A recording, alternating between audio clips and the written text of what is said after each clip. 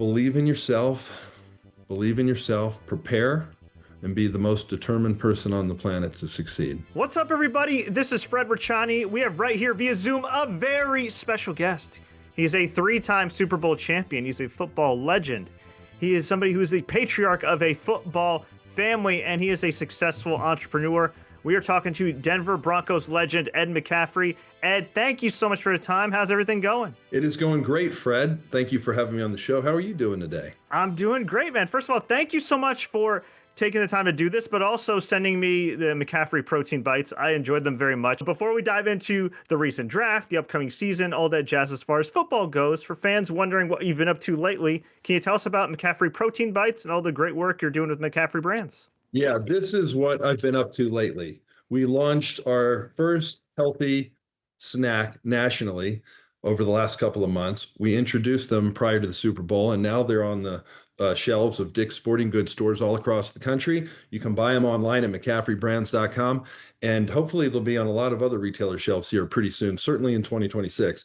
And it's the whole family's participating. I saw you had that picture up, but this is our first entire family food product that we created, and it was created for everyone. And I know when you hear healthy snack, you start thinking about something else. You can see them up behind me there, but they're gluten-free, they're non-GMO, they're plant-based protein snacks. I don't think we get enough protein in our diet. I don't think we spread that protein out throughout the day enough. So hopefully this will help people to do it, but most importantly, it is delicious.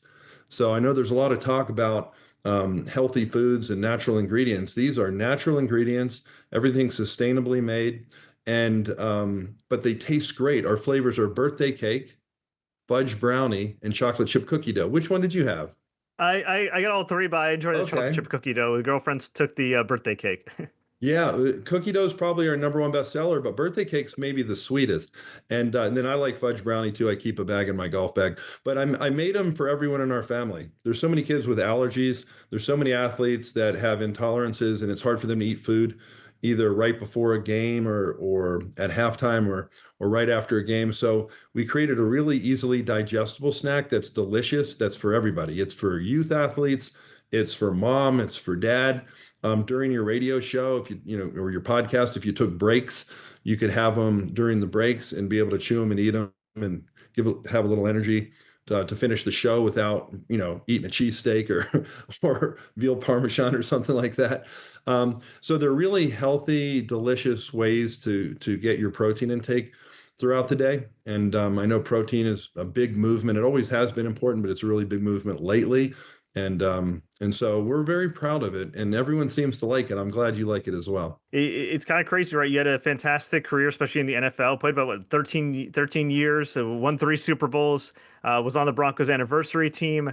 And now you're, of course, not only a full-time dad, but a full-time entrepreneur. How do you juggle everything these days during a time when maybe some people want to slow down? Yeah, I retired at 36, which is pretty young age to retire, and got bored, started working, did a bunch of different jobs with different companies throughout the years, and was never happy being stagnant for too long. I got to be moving. I got to be part of a team.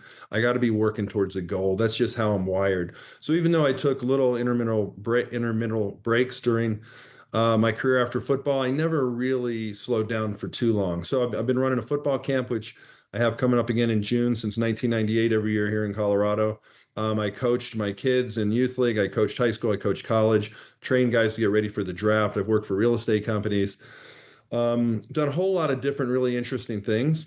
But our McCaffrey Brands products have been selling since 1998. We had Ed's End Zone O's, the cereal, and we had Eddie Mac and Cheese. But, that was back when I was still playing, and the food products were great, but they were more like collectibles. The one that really stuck that had staying power was our spicy brown mustard, because the manufacturer is phenomenal. Come from a family of mustard makers, been making mustard and horseradishes for over 100 years. And we taste tested a million different varieties and finally came up with flavors that we really loved.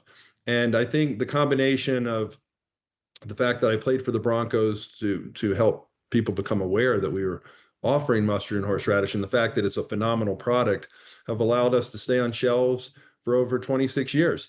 But it wasn't recently, over the last couple of years when I stopped coaching, that I decided to really expand and grow our company. And so we went from having spicy brown and horseradish on the shelves to adding yellow mustard, which you can get at King Soopers here in Colorado or city markets. We have horseradish sauce as well that you can purchase at Safeway and Albertsons. And they're very great partners of ours, and we're able to expand our line now. We're going to have some additions. I'm not going to get ahead of myself, but we have a couple of other condiment products that'll be coming out in the next couple of months. So we're expanding that vertical of our business, and we're also going to expand our healthy snack vertical as well. So we started with protein bites because these were the best tasting snack I could find. We have another incredible manufacturer that does a phenomenal job of creating a great product for us. And but we've looked at expanding into oatmeal and cereal and granola and all these other different healthy snack categories. But the protein bites are so dang delicious, I signed off on them. We're not going to sign off on anything unless it tastes great and is incredibly healthy. We're all about making good food taste better with our condiment lines, and we're all about making healthy food taste great with our healthy snack category. So for now, it's protein bites. We're looking to expand with retail throughout the country. We obviously have our website, and we should be on Amazon soon. But right now, if you want to try them out, McCaffreybrands.com sells the mustard and the protein. We're going to break that website into two because it's confusing when people see mustard and horseradish right next to healthy McCaffrey Brands protein bites.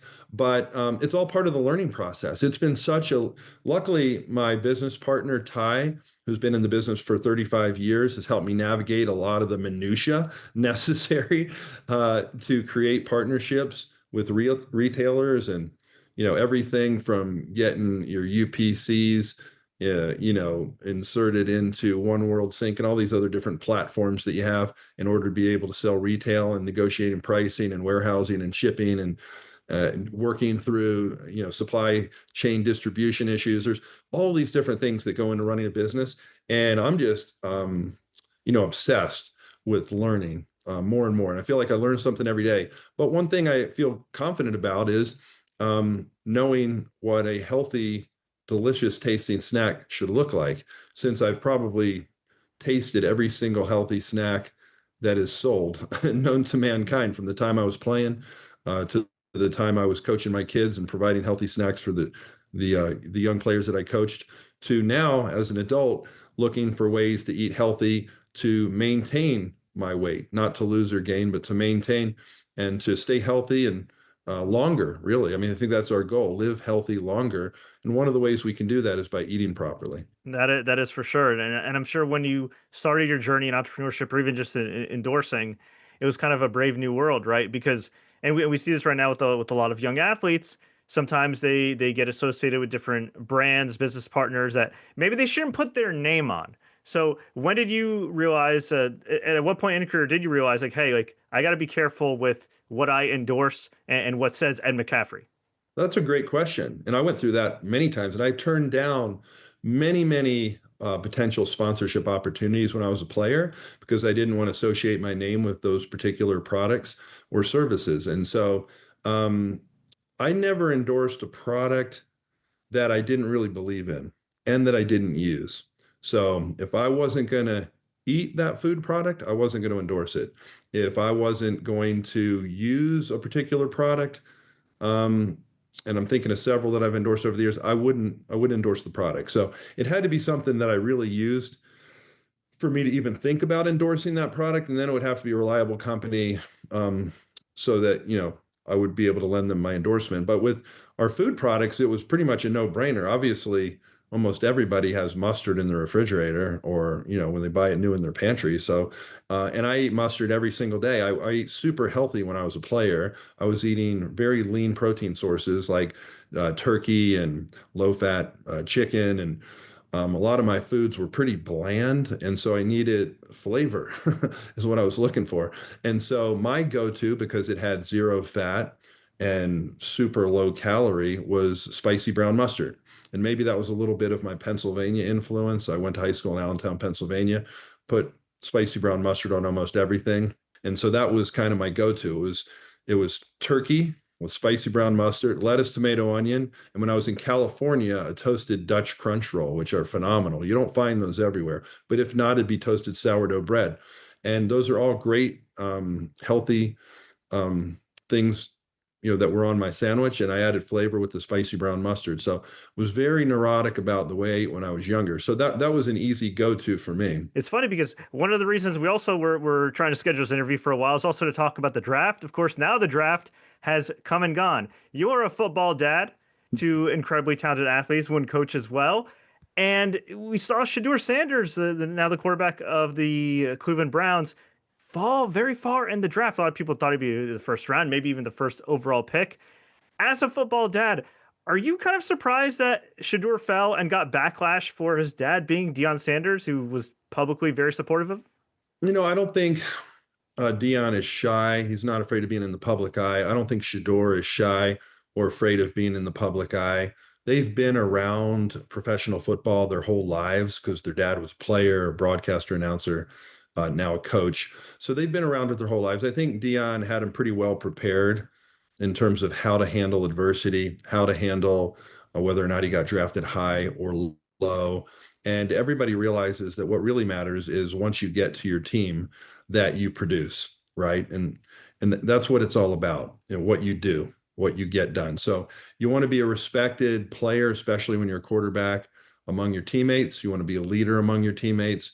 You want to be coachable. You want to put the team first. You want to show everybody that you're going to do whatever you can possibly do to help the team become better. And there's no really shortcut to that. When you're a high profile person, you're going to get criticism one way or the other. It kind of goes with the job description. And I don't think Shedeur was surprised by that. He probably thought he would get drafted higher. And it really sucks to slip in the draft, whether you slip one pick, 1 round, 5 rounds. It's a very, very exciting day, draft day. And if you get drafted high and higher than you thought you would, that's a incredible surprise. And if you start slipping, it seems like time stands still. Like you can't get drafted fast enough. So, judging from what I've seen, at least on social media, he seems to be really enjoying OTAs, being with his teammates, knowing that has a chance to compete, to play, and he's in a good place. But I'm sure that day was pretty stressful for him. As I mentioned, of course, you are a football dad to an incredibly talented family, and you're a devoted father, devoted husband. But was there ever a point in time, especially being a Super Bowl champion, where you had to step back a little bit and be like, okay, yes, I've been there, done that, but I got to let these guys be their own men? Yeah, I mean, Lisa and I never signed our kids up for football until they asked to play. So, being a Denver Bronco, living in Colorado, having won a couple Super Bowls here, I was very aware that there could be some added pressure on my kids if they decided to play football. So we did not want to force them into the sport. We waited for them to ask, but we also agreed that once they asked, we weren't going to tell them that they couldn't play. I think it's the greatest sport in the world. I think it's especially great for young men, and it's an incredible team sport. It's probably the most strategic sport that there is. And so when they asked to play, we signed them up. I didn't know how long they would play. Maybe they'd play 1 year and think that was enough. Maybe they'd be interested in something else other than sports. And they do have interests other than sports, but they decided to play football. Max, when he was 9, they started at 6 in Colorado. Christian, when he was 7, because he's 2 years younger than Max, he saw Max playing and then he wanted to play.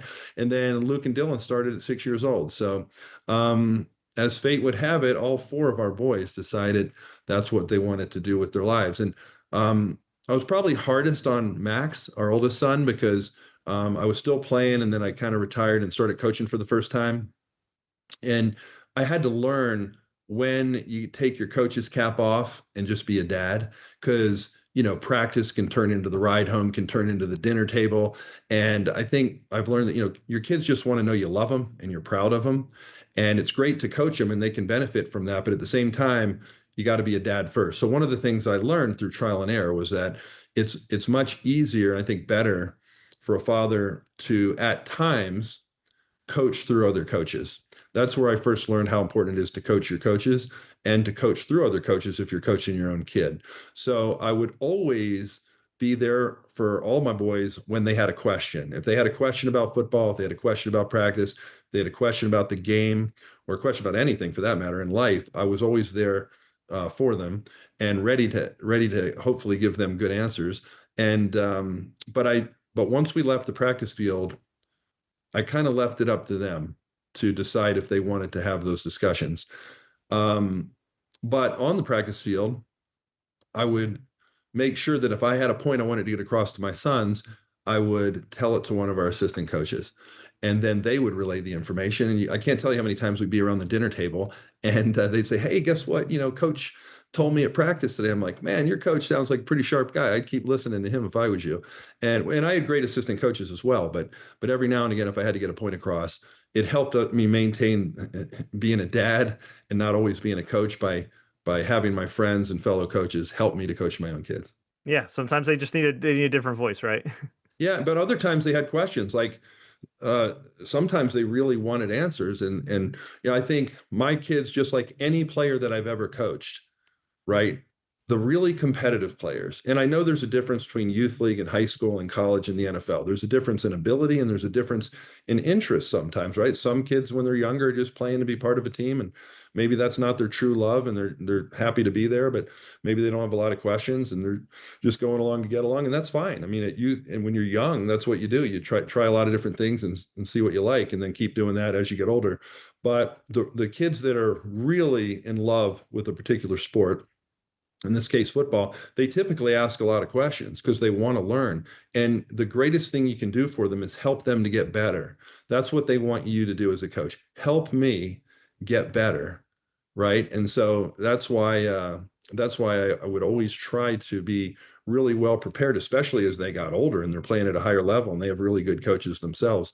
Always really be prepared to give them great answers, because I think for those types of kids, for the alpha kids who are really gifted physically, but also are super uber competitive, if you can't help them get better, then they don't really need you as a coach any longer.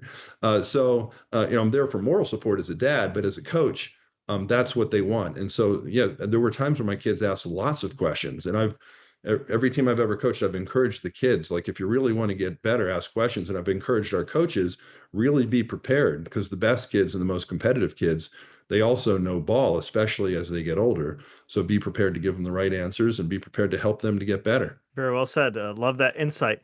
Well, Ed, you've been so gracious with your time. Of course, McCaffrey Brands, you can check out all of Ed's great products. Before we let you go, Ed, we always like to ask all our guests some random and rapid fire questions just to get to know them better. Are you ready? Yes, let's do it. All right.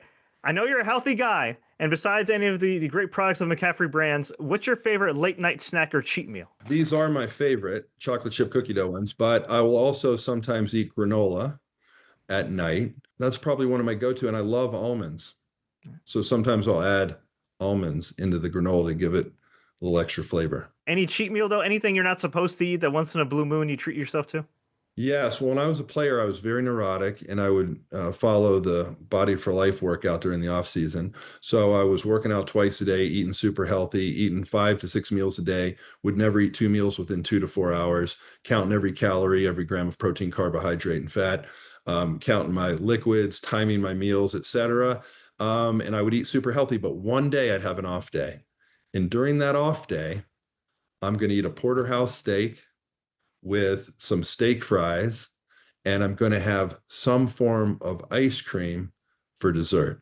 Ice cream might be one of my favorite foods of all time. So we haven't come out with a healthy ice cream yet, but if I can ever come out with a super great tasting healthy ice cream, I'm going to do it, because it is my favorite food. Try to limit it to my off day. You've played with a lot of great players in your day. Of course, you were an awesome player in your day as well. Is there anybody that you feel like was underrated or maybe doesn't get enough love, especially on those Super Bowl teams? I'll start with our coach, Mike Shanahan. He's the last coach who's won back-to-back Super Bowls who's not in the Hall of Fame. It's really unbelievable. I think most people think he's already in the Hall of Fame, but for some reason he's not. A lot of my teammates are John Elway and Steve Atwater and Gary Zimmerman and Shannon Sharp, right on down the line. A lot of my Terrell Davis, a lot of my teammates are, a lot of the guys he coached, but he's not in it. And I'm really baffled by that. I don't know what it's going to take, but I know that a lot of coaches that are in the Hall of Fame have already spoken publicly about how he should be in. Coaches that coached against him, coaches maybe that don't have the stats, that haven't won back-to-back Super Bowls, who deserve to be in the Super Bowl, in the Hall of Fame, but admittedly say that he should be in. So I think of the players that I played with who aren't in the Hall of Fame, who should be, and the coaches that I played for who aren't in the Hall of Fame that should be, Mike Shanahan is the one that really stands out. And I'll speak to his coaching tree. I mean, look at his coaching tree. Not only does his son Kyle coach the San Francisco 49ers, and a lot of the coaches that coach for me are on his staff, and players that he coached are like in the front office, like John Lynch, right? And then you look at LaFleur and McVay, and right on down the line, he's got 4 or 5 different guys that are head coaches in the NFL that are from his coaching tree. I mean, the impact he's had on the NFL has just been phenomenal. And I know he's going to get in, but I'll be honest with you. When I look at so many of the players in other sports, in baseball recently, guys that are now eligible or that may get in. Some of them have passed away already, right? And you're like, this, I don't know how long it's going to take, but Mike Shanahan belongs in the Hall of Fame. And I hope that the voters see that, understand it, and do the right thing and put him in sooner rather than later. Hey, totally agree there. And hey, you played for him, man. You said it yourself. And I got to ask you, this is more of a football nerd question, but somebody that does remember a lot of those Mike Shanahan teams. Have you ever seen a head coach get more out of running backs in particular? Well, he knows the run game, and he really pioneered the run game. He designed our run game. We made the outside zone pretty popular. 1,000-yard running backs, 2,000-yard running backs, just about every single season. He also did a phenomenal job of coaching quarterbacks, both pure pocket passers, dual threat quarterbacks, and runners. RG3 was the rookie of the year in Washington when he was coaching in Washington, and he had phenomenal success with John Elway and was the offensive coordinator in San Francisco with Steve Young when we won the Super Bowl back in 1994, Super Bowl 29. And obviously he's known for Terrell Davis and us putting up a 2,000-yard season with him. He was a guy that made everyone block in the run game. Matter of fact, that's how Rod Smith and if I had to mention an underrated player, it'd be Rod Smith, but he's in our Ring of Fame. Hopefully he'll be in the Hall of Fame one day. But we basically got our jobs because we were backup wide receivers because we would block in the run game. And then we did such a great job of blocking. Occasionally they forgot that we were in there and they threw us a pass and we caught it and made a play. And they're like, maybe we can leave these guys in there. But it was really the run game that was the basis of the West Coast offense. And a lot of people don't know that. And the West Coast offense changed drastically from the time Bill Walsh was running it. They had more two backs, more split backs, more, gap schemes and man schemes than outside zone schemes like Mike Shanahan pioneered. But he brought in Alex Gibbs and they designed our run game, which totally matched up with our play action passing game and our play passes. So it was really pretty genius. And even though it's changed to some extent, the basis of the run game that we were executing in the late 90s, or even in the mid 90s with the 49ers, the basis of that run game is very, very similar today with all the coaches that I mentioned, with all the teams that are represented from his coaching tree. And that I think is very unique. I don't know if there's too many more coaches that have had that much of an impact than Mike Shanahan in this league. But running the ball was incredibly important. It starts with your O-line, right? You have to have a great running back running behind the O-line. But the tone of the run game is set with the wide receivers, because a lot of wide receivers believe that shoulders were made to support your suit jackets, not to block. It's kind of like corners who don't like to tackle, right? So if you played for Mike Shanahan, you had to be willing to block as a wide receiver. You wouldn't get on the field. Or if you were good and were on the field, he's going to get you off there as soon as he could replace you, which is what gave me the opportunity to start for the Denver Broncos. So tone set by the wide receivers. Running back can't do anything without the O-line. And then having a great running back coach like Bobby Turner, who's still doing it out in San Francisco, helps you get the most out of that running back position. And it was so fun. My favorite memories were blocking down the field and watching Terrell Davis run by me and just see that number 30 taken off towards the end zone, because I knew he got past my guy. Nobody wanted to be the guy that missed their block, right? Everyone wanted to be the guy that made their block to let him score, and we had some fun doing it. It's really some fun, and it's fun to hear you talk football. I could listen to it all day. You mentioned blocking. You're considered one of the best blockers for wide receivers in recent NFL history, and for good reason. And that's obviously one of the reasons you earned your keep and got those Super Bowl rings. Besides your sons, is there any receiver or any player right now that you see in the NFL that reminds you of you? Maybe somebody that didn't always rack up the receiving yards and touchdowns, but is willing to do the dirty work for his team? Oh, I think there's a lot of players out there that are willing to block. They have to have coaches that demand it, and they have to be wired that way. So, I'd say those receivers out there with the 49ers are doing a pretty good job. They have to block. They know they have Coach Kyle Shanahan is, doesn't fall far from his father's mentality and thinking in terms of the responsibilities of the wide receivers. So they do a pretty good job out there. And I know that, every team works on it, but most teams have the guys that just almost get there, but don't quite get there. And, experienced receivers know the difference. But I'd say they do a real good job in San Francisco. You have 3 Super Bowl rings. Which one's your favorite? Oh, they're all that's like asking which is your favorite kid. So I love all my Super Bowl rings. I'll say, San Francisco, that was the first Super Bowl I got to win. That was really cool. I think Super Bowl 32 is really special because it was the first Super Bowl in Denver Broncos history. And there had been fans that had been going to games with their families, had suffered through multiple losses in the Super Bowl, had thought that perhaps they would never see the day when the Denver Broncos won one. I got to be in the back of the victory formation when John Elway took his knee to end the game, and he turned around and he was like crying and laughing and didn't know what to do. And just to be there and watch the clock tick down, 3, 2, 1, and realize that, we did it. We finally did it. And, I talk to fans every day to this day. Every day I'll go to the grocery store or the post office or I'm watching a game or something, and someone brings up Super Bowl 32 and they talk to me about how they used to go with their granddad or their dad and they finally got to celebrate. Some kids were going with their dad for like 20 years and he had passed and never got to experience it. And, they put stuff on the grave. I mean, that's how important it was for Denver Broncos fans. It had been a long time coming. And so to be part of an organization's first ever Super Bowl and to see how much it meant to our fan base was pretty special.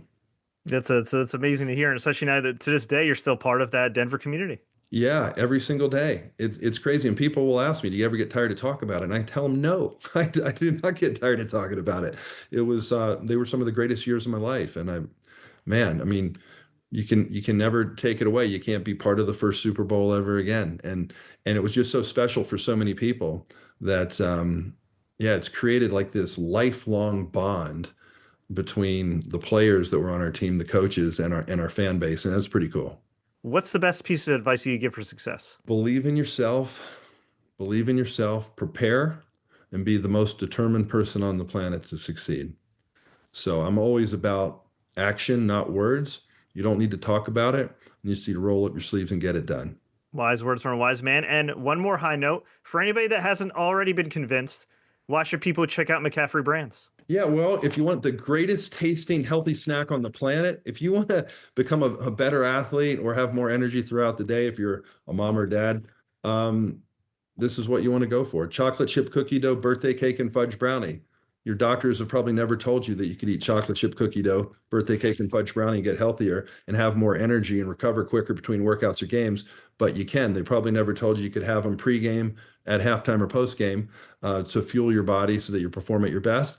But you can. And so I'm very proud of them. McCaffreybrands.com is where you're going to find them. Or if you're near a Dick's Sporting Goods store, they're on the shelves at Dick's Sporting Goods and soon to be on retail shelves all over the place on Amazon. But they're delicious. Like everyone wants to eat healthier, right? And everyone wants their healthy foods to taste great. Well, finally have that chance. Excellent pitch there. Bonus question. Is there anything you wish I asked you in this interview? No, I'm just really glad you like the protein bites, honestly, because I don't know what your answer is going to be when we get on the show. And so thank goodness most people have really loved them and you did as well. We'll have to send you some more. So thank you for asking about them. Again, I'm really so incredibly proud. I'm shouting from the mountaintops. All of my kids love them. Lisa loves them. And this is what I'm doing with my life now, man. I am pouring everything I have into growing McCaffrey Brands. And right now it's the protein bites, mustard, horseradish is still on the shelves, but we're going to be coming out with a whole bunch of different products as well over the next several months. And I'm really excited about it. And thank you for mentioning it on your show. I appreciate it. For sure. And I am so sorry. Is it okay if I ask you one more question? This just came to mind. This is a very personal question. So, Okay. I apologize in advance. You mentioned your wife, Lisa, who is a great mom, was a phenomenal athlete in her own right. And I think it's very important for people, whether, they're single, taken in the dating phase, or just looking for, some good people to surround themselves with. How important is it to find the right partner, whether it be, a spouse, a best friend, somebody who supports you and understands the dedication you need for something like football and entrepreneurship? Yeah, I think it's the most important decision you can make with your life. That's how important I think that is. So I know it doesn't always happen for everybody. It doesn't always happen when we would like it to happen. But if you are lucky enough to fall in love with someone who's the right person for you, then I think, deciding to marry them or make them your partner is the most important decision you will make in your life. Shout out to Lisa. Ed, thank you so much for your time. Of course, McCaffreybrands.com. You also check out his football camps.